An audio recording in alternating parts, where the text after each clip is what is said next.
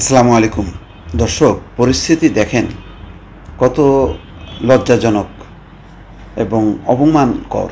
অবশ্যই যে পেছনের গেট দিয়ে মাইলস্টোন ক্যাম্পাস ছাড়তে হয়েছে দুই উপদেষ্টাকে, সাথে একজন প্রেস সচিব ছিলেন। কেন? সকাল 11টার দিকে তারা গিয়েছিলেন সহমর্মিতা জানানোর জন্য, কিন্তু তারা বুঝতে পারেননি যে ততক্ষণে যে ফুঁসে উঠেছে মাইলস্টোনের শিক্ষার্থীরা, তাদের এত সহপাঠী তাদেরকে হারিয়ে, মানে 30-31 জন 32 জন তো মারাই গেছে, তারপরে 150-200 আহত, আরও বিপর্যস্ত একটা অবস্থা। সেই বিপর্যয়টা কাটিয়ে তাদের শোকটা একেবারে ক্ষোভ বিক্ষোভে পরিণত হয়েছে। ফলে তারা উপদেষ্টাকে পেয়ে দারুণভাবে বিক্ষোভ দেখিয়েছে, তাদের নিরাপত্তা নিশ্চিত করা, তারপরে হুট করে গভীর রাতে পরীক্ষা বন্ধ করা, এবং কেন আগেভাগে করা হলো না, এইসব নানান দাবি। তারপরে দাবিটা ছিল যে কোনো ত্রুটিপূর্ণ বিমান যাতে আর ওঠানামা না করে, অর্থাৎ প্রশিক্ষণ যে কেন্দ্রটা, এটা যাতে এখান থেকে ট্রেনিংয়ের এই ঘনবসতিপূর্ণ এই স্কুলের উপর দিয়ে আর কোনো ট্রেনিং বিমান যাতে ওঠানামা করতে না পারে, এসব নানান দাবি নিয়ে তারা তাদের উপরে খেপেছেন। এবং সেই 11টা থেকে বিকাল 5:30টার পর, প্রায় 7 ঘন্টা অবরুদ্ধ থাকার পর পেছনের ফটক দিয়ে তাদের ক্যাম্পাস থেকে বের করে দেয় আইনশৃঙ্খলা রক্ষাকারী বাহিনী। বোঝেন অবস্থা। এখন পুলিশের additional DIG DC Mohammad Mohidul Islam এই তথ্য জানান, উপদেষ্টারা ক্যাম্পাস ছেড়ে গেলেও সড়কের সামনে অবস্থান নিয়ে বিক্ষোভ করছেন এখনও শিক্ষার্থীরা। বিকেলে বিক্ষুব্ধ শিক্ষার্থীদের ক্যাম্পাস থেকে বের করে দিয়ে উপদেষ্টাদের সরিয়ে নেওয়ার চেষ্টা হলেও সড়কে অবরোধের কারণে তারা আবার ক্যাম্পাসে ফিরে যান। এক দফা তারা আলাপ আলোচনা করে লাভ হয়নি, তারা বেরোনোর চেষ্টা করেছেন, কিন্তু তারা বেরোতে দেননি, আবার তারা ফেরেন। পরে এরকম কায়দা কানুন করে বেরোতে হয়েছে। আমার কাছে আবার সেই মনে হলো, দেখেন কি দুর্ভাগ্য, এই জুলাই মাসে সেই গোপালগঞ্জে যে আমাদের সেই আন্দোলনের নেতারা, তারা এপিসিতে করে, সেনাবাহিনীর এপিসিতে করে গোপালগঞ্জ ছাড়তে হলো। সেখানে ভিন্ন একটা পরিস্থিতি, রাজনৈতিক পরিস্থিতি।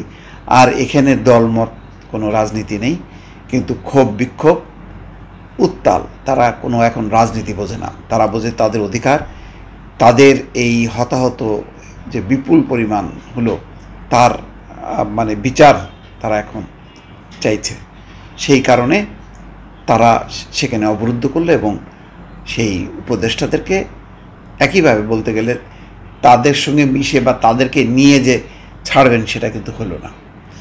তার ক্ষোভটা কিন্তু বজায় থাকলো। তারপরে দেখেন গুলিস্তানে, সচিবালয়ে যেই পরিস্থিতি, এগুলো যদি কেউ সহজভাবে দেখে, মনে করে যে না এটা কিছুই না, 2 দিন পরে ঠিক হয়ে যাবে, যে শেখ হাসিনা যেই ভুল করলো সেই একই ভুল যেন এই উপদেষ্টারা না করে, এটা রাজনৈতিক বিবেচনায় নেয়। এই জন্য আমি বারবার বলি যে রাজনৈতিক সরকারের কোনো বিকল্প নেই। রাজনৈতিক সরকার খারাপ হইতে পারে, ভালো হইতে পারে, কিন্তু রাজনৈতিক সরকার আসলে আরেকটা রাজনৈতিক সরকার যাতে পরিবর্তন করা যায়, সেই পরিবর্তনটা যদি হইতে থাকে, পরিবর্তন হইতে হইতে একসময় মানুষ ঠিক হবে যে কোনটা আসলে। কিন্তু ওই সংস্কার করবো, ঠিকঠাক করবো, সাজায় গোছায় করব, এইভাবে ফেব্রিকেটেড কোনো জিনিস দিয়ে হবে না। আজকে দেখেন এই জুলাই মাসে এই আসিফ নজরুলের তো 15 বছরে তার অনেক কৃতিত্ব, যে সে লাগাতারভাবে কিন্তু আপোষ করেনি, শেখ হাসিনার বিরুদ্ধে কলম যুদ্ধ চালিয়েছে, বাক যুদ্ধ করে গেছে, এবং সবারই একটা আস্থা এই উপদেষ্টা পরিষদের উপর। আসিফ নজরুল বিশেষ করে অগ্রসৈনিক, অন্তত অন্য উপদেষ্টাদেরকে না চিনলেও আসিফ নজরুলকে সবাই জানেন। আজকে দেখেন তিনি শিক্ষা উপদেষ্টা আবরার এবং প্রেস সচিব যিনি ঘন ঘন নানান বিষয়ে বক্তব্য রাখেন, শফিকুল আলম, তাদেরকে কি পরিস্থিতির মধ্যে বের হয়ে আসতে হলো। এটা কোনো সম্মানজনক প্রস্থান হলো না, বা সেখান থেকে প্রত্যাগমন হলো না। এই সিএফটা তাদেরটা একেবারেই ভালো হলো না। গোপালগঞ্জে দেখেন সেই সৈনিকদের অবস্থা, আর এখানে যদি মনে করেন এদের লিডারদের অবস্থা দেখেন, অথৈবচ অবস্থা, একই রকম অবস্থা, দুইটা ভিন্ন প্রকৃতি হলেও এই জুলাই মাসের এই দুই ঘটনা কিন্তু খুবই সবার মনে দাগ কাটবে, এবং তাদের মধ্যে যদি একটা আত্ম উপলব্ধি আসে যে আমরা কি এইভাবেই চলবো, নাকি আমাদের এখানেই ইতি টেনে ভিন্ন একটা ব্যবস্থাপনায়, রাজনৈতিক ব্যবস্থাপনায় যাওয়া উচিত, যেটা যার কাজ তারই করা উচিত, সেটা এখন গভীরভাবে চিন্তা করার কিন্তু সময় এসছে। নতুবা এইরকম অপমান অপদস্থ হওয়া এটা কিন্তু ভবিষ্যতে আরও দিনকে দিন বাড়তে থাকবে। কারণ রাজনৈতিক পরিস্থিতি, এই ধরনের পরিস্থিতি ট্যাকেল দিতে পারে রাজনীতিকরাই, এখানে আমলা সুশীল সমাজ তারা পারেন না। সুতরাং এই পালসগুলি বোঝা, এগুলি বোঝেন রাজনীতিকরা, ফলে তাদের কাজ তাদেরকেই করতে দেওয়া উচিত। ভালো থাকবেন, আল্লাহ হাফেজ।